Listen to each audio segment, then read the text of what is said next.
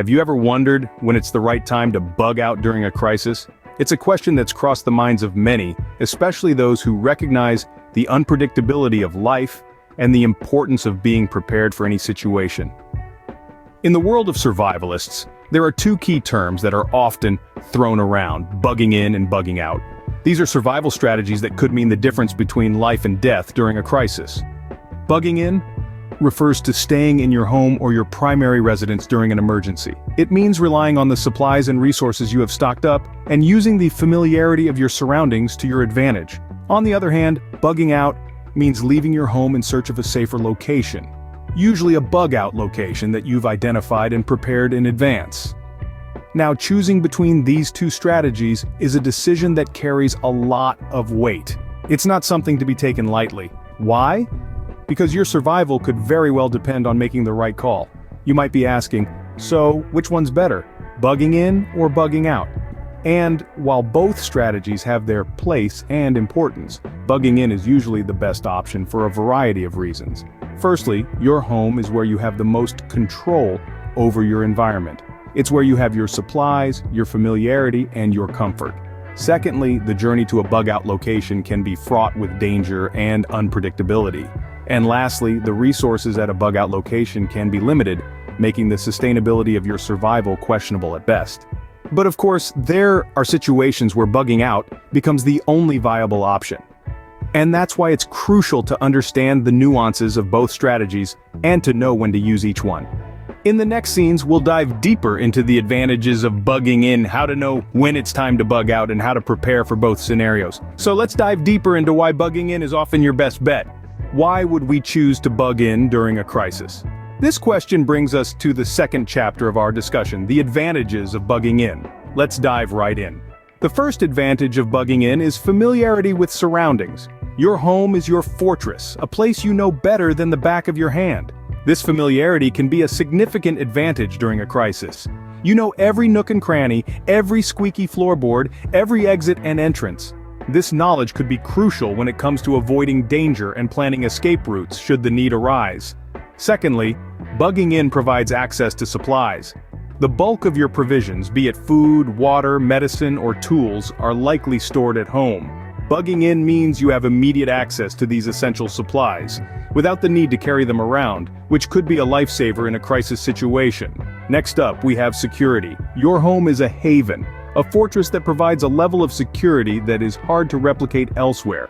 You have locks on the doors, maybe a security system, and perhaps even a loyal dog to alert you of any intruders. Bugging in allows you to utilize these security measures to their fullest potential. Additionally, bugging in enables you to exploit your home's resources.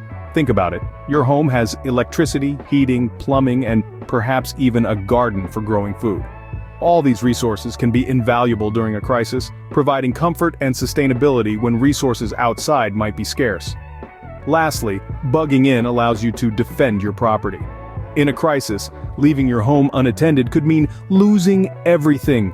Bugging in gives you the chance to protect what is yours, ensuring that you have a place to return to when the crisis subsides.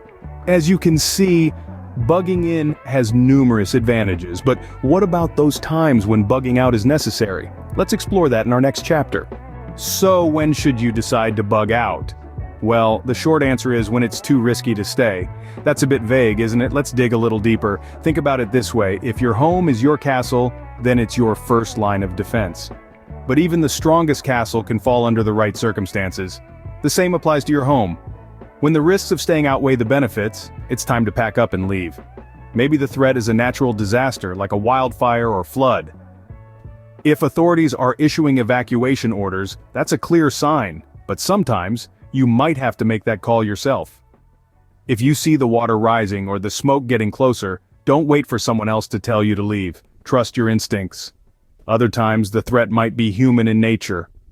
Civil unrest, widespread violence, or even war can turn your safe haven into a danger zone. If you're hearing gunshots instead of birdsong, or if your quiet street is suddenly filled with angry crowds, it's time to consider your options.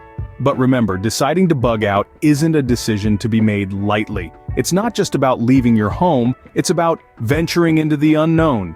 You'll be leaving behind the familiar and stepping into a world that might be fraught with its own set of dangers. So how do you make this decision calmly and rationally? By being prepared. Know your routes, have your bug-out bag ready, and keep an eye on the situation. Be aware of what's happening around you and use that information to make the best decision possible. And above all, keep your cool. Panic is the enemy of rational thought. In a crisis, a clear head can be your most valuable asset. Remember, the key to knowing when to bug out is staying aware of your situation and being prepared to act. Being prepared to bug out is crucial, but how do you prepare? Well, let's dive right in. The first step is to pack a bug-out bag. This is a portable kit that contains all the items one would require to survive for 72 hours when evacuating from a disaster. It's not just about stuffing a backpack with a few granola bars and a bottle of water. You need to think about your basic needs: food, water, shelter, and warmth. For food, consider high-calorie survival bars. They're lightweight, compact, and have a long shelf life. For water, include a collapsible water bottle and purification tablets or a life straw. Shelter could be a lightweight tent or an emergency bivvy, and for warmth, pack a compact sleeping bag and a fire starter kit. Your bug-out bag should also include first aid supplies, a multi-tool, a flashlight, and spare batteries. Don't forget personal hygiene items and any necessary prescription medications. You might also want to include local maps, a compass, and a portable solar charger. Now, knowing your evacuation routes is equally important. Familiarize yourself with multiple routes out of your area. Research the best ways to navigate these routes under various conditions. Always have a backup plan in case your primary route is blocked or unsafe. Next, have a planned destination. This could be a friend or relative's house, a campground, or a designated emergency shelter. Ensure your destination is far enough away to be safe from the disaster, but close enough to reach on foot if necessary. And remember, communication is vital. Keep a list of emergency contact numbers and invest in a hand crank or solar-powered radio. This will keep you updated with the latest news and information. Lastly, practice makes perfect. Conduct regular drills to test your readiness. This will help you identify any gaps in your plan and make necessary adjustments. In the end, it all boils down to one thing: preparation is the key to a successful bug out. Let's recap what we've learned today. We started with the question, bug in or bug out? It's not a decision to be taken lightly, and it requires a keen understanding of both options. Remember, the choice between bugging in and bugging out is not a matter of preference, but a matter of circumstance. We then explored the advantages of bugging in. It's often the best option because it allows you to utilize resources you've already established, like food storage, water supply, and shelter. It also provides a sense of familiarity, which can be comforting during chaotic times. However, bugging in is not without its risks, such as the possibility of becoming a target for those who are less prepared. Next, we delved into the critical signs that signal when it's time to bug out. This could be when resources become scarce, when your safety is compromised, or when staying put is no longer viable due to environmental factors. The key to knowing when to bug out is staying informed and maintaining a realistic assessment of your situation. Then we discussed how to prepare for the eventuality of bugging out. This involves having a well-thought-out plan, a bug-out bag packed with essentials, and a predetermined destination.